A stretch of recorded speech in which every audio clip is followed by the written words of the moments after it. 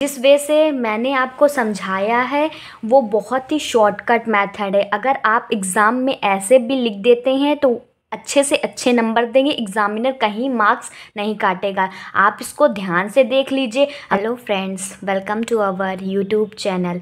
आज की इस वीडियो में हम मैथ्स के कुछ मोस्ट इम्पॉर्टेंट क्वेश्चन को डिस्कस करेंगे जो कि एग्ज़ाम के पॉइंट ऑफ व्यू से मोस्ट इम्पॉर्टेंट है। तो पहले देख लेते हैं ये कौन से ईयर में पूछा गया था। 2016 में, 2017 में ये पूछा गया है। तो क्वेश्चन पढ़ लेते हैं क्या कह रहा है। Show that every convergence sequence is bounded but the convert need not to be true. इसमें कह रहा है कि हर एक कन्वर्जेंस सीक्वेंस बाउंडेड होता है लेकिन उसका उल्टा सही नहीं होता। ये एक दूसरी तरह से भी पूछ लिया करता है कभी कभी। Show that every convergence sequence is bounded सिर्फ आधा ही पूछ लिया करता है कि शो करो कि हर एक कन्वर्जेंस सीक्वेंस बाउंडेड है। तो देखते हैं इसको हमें कैसे प्रूव करना है। सबसे पहले हम इसमें कहा गया है ना कन्वर्जेंस सीक्वेंस लेना है, तो हम लिखेंगे proof.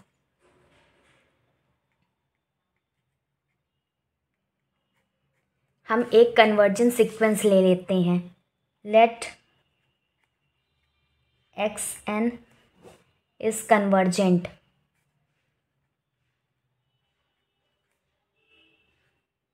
X N is convergent है और जब कोई कन्वर्जेंट होता है उसकी लिमिट भी होती है, तो ले लेते हैं limit and L is the limit point.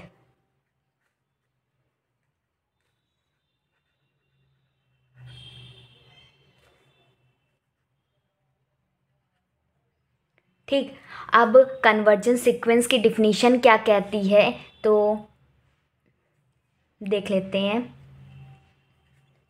Bye definition of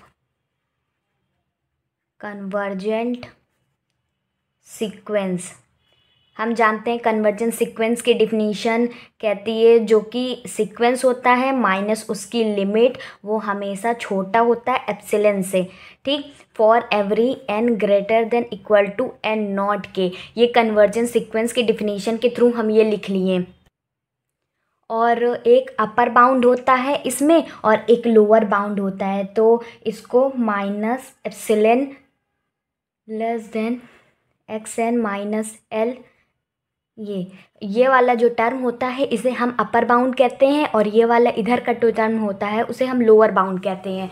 अब इसको थोड़ा सा सॉल्व कर लेते हैं। यहाँ से लिमिट हटा देते हैं, तो जब यहाँ से लिमिट हटाएंगे तो ये एल माइनस ई यहाँ प्लस करना पड़ेगा और एक्स एन, ये माइनस एन प्लस एल हो जाएगा तो कैंसिल हो जाएगा और यहाँ पर प्लस कर देंगे एल प्लस ई।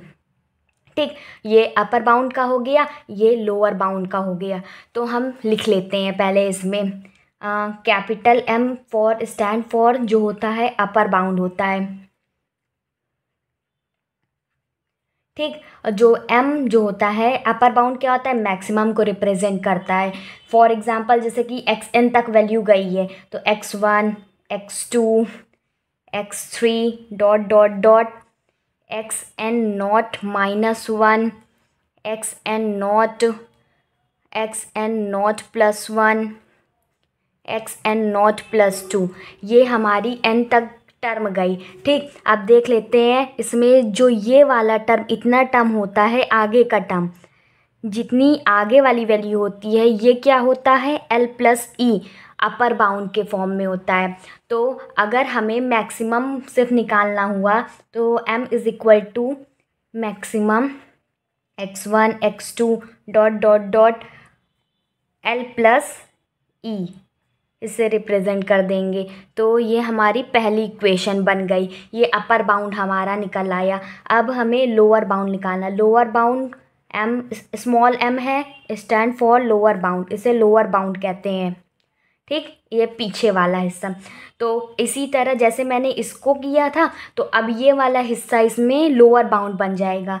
तो लोअर बाउंड के लिए small M is equal to minimum, ये भी x one x two dot dot dot L minus E, ये इक्वेशन नंबर सेकेंड, ये लोअर बाउंड बन गया। अब ये इक्वेशन और ये इक्वेशन को कंबाइन करते हैं। From first and second.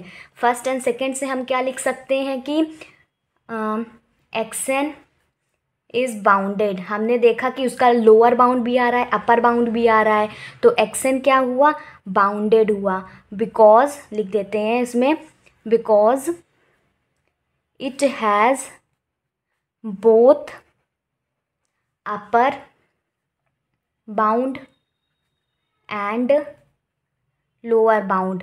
ठीक, ऐसे सीक्वेंस में जिसमें अपर बाउंड भी है, लोअर बाउंड भी है, तो वो क्या होगी, सो कन्वर्जेंट सीक्वेंस इज बाउंडेड, इसीलिए कन्वर्जेंट सीक्वेंस बाउंडेड होगी।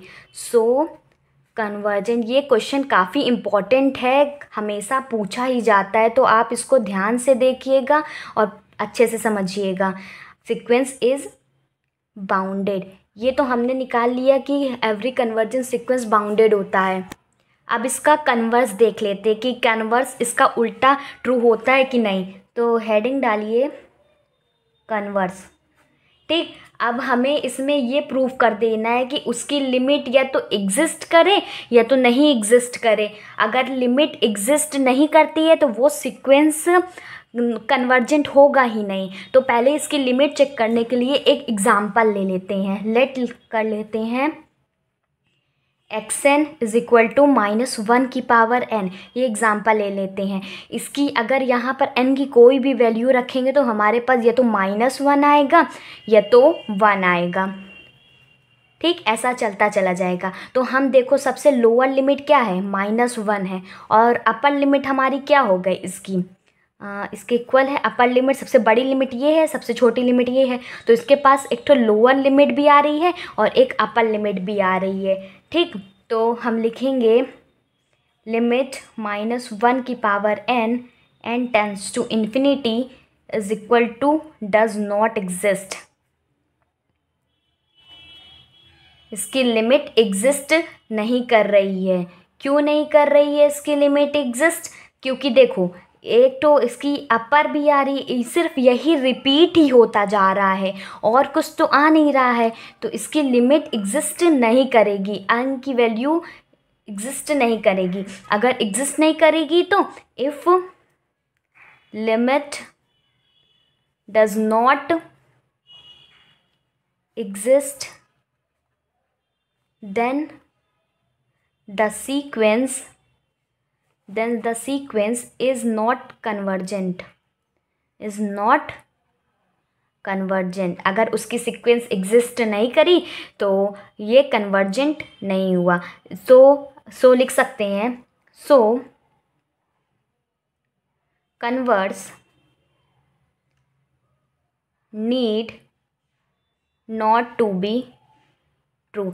जिस वे से मैंने आपको समझाया है वो बहुत ही शॉर्टकट मेथड है। अगर आप एग्ज़ाम में ऐसे भी लिख देते हैं तो अच्छे से अच्छे नंबर देंगे, एग्जामिनर कहीं मार्क्स नहीं काटेगा। आप इसको ध्यान से देख लीजिए। अगर एक बार में नहीं समझ में आया तो वीडियो को रिपीट करके देख लीजिए, क्योंकि ये क्वेश्चन काफ़ी बार पूछे जाते हैं। अगली की वीडियो में मैं आप लोगों के लिए और भी मोस्ट इम्पॉर्टेंट क्वेश्चंस लाऊंगी जो कि एग्ज़ाम के पॉइंट ऑफ व्यू से मोस्ट इम्पॉर्टेंट होंगे। सो मिलते हैं अपनी अगली वीडियो में। Good bye and stay safe.